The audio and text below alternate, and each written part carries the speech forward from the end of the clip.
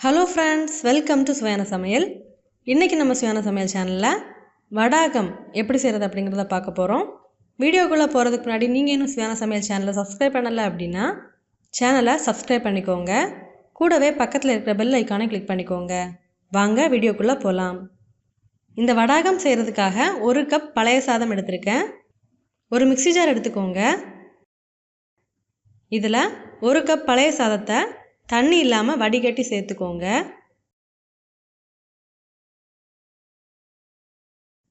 1 teaspoon ஜீரகம் சேர்த்துக்கோங்க. 1/4 teaspoon மிளகாய் தூள், நீங்க உங்க காரத்துக்கு ஏத்த மாதிரி சேர்த்துக்கோங்க. கூடவே தேவையான அளவு உப்பும் சேர்த்துக்கோங்க. கொஞ்சமா பெருங்காயத்தூள் சேர்த்துக்கோங்க. இத தண்ணி சேர்க்காம நல்லா அரைச்சு எடுத்துறலாம். பாருங்க, இந்த மாதிரி நல்லா நைஸா அரைச்சு எடுத்துக்கோங்க. இந்த மாதிரி ஒரு ஷீட் எடுத்துக்கோங்க. ஒரு ஸ்பூனால கூழ் எடுத்து இந்த மாதிரி தட்டையா பண்ணி எடுத்துக்கோங்க. இந்த மாதிரி தட்டையா செய்யும்போது வெயில்ல நமக்கு சீக்கிரமாவே காஞ்சி கிடைக்கும். இந்த மாதிரி எல்லாத்தையுமே பண்ணி எடுத்துக்கோங்க. இத வெயில்ல ஒரு 3 நாள் நல்லா காய விட்டு எடுத்துறலாம். பாருங்க, வெயில்ல நல்லாவே காய விட்டு எடுத்தாச்சு. பாருங்க, நல்லாவே மொறுமொறுப்பா இருக்கு.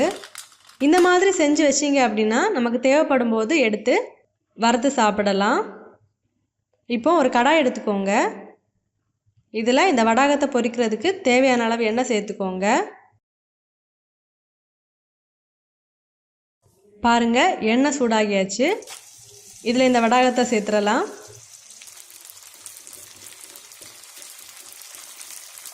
இந்த வடாகம் எண்ணெயில நல்லாவே பொரிஞ்சு வருது.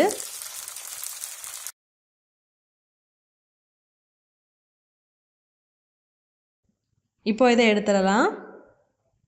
பாருங்க, நம்மளோட வடாகம் சுலபமா ரெடி ஆயாச்சு.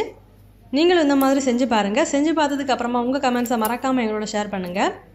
இந்த வீடியோ உங்களுக்கு யூஸ்ஃபுல்லா இருந்துச்சு அப்படின்னா உங்க நண்பர்களோட பகிர்ந்து கொள்ளுங்க. நீங்களும் நம்ம சுவையான சமையல் சேனலை சப்ஸ்கிரைப் பண்ணல அப்படின்னா சேனலை சப்ஸ்கிரைப் பண்ணிக்கோங்க. இந்த மாதிரி சுவையான ஒரு ரெசிபியோட நான் உங்களை சந்திக்கிறேன். அது வரைக்கும் சுவையா சமைங்க, சுவையா சாப்பிடுங்க. நன்றி.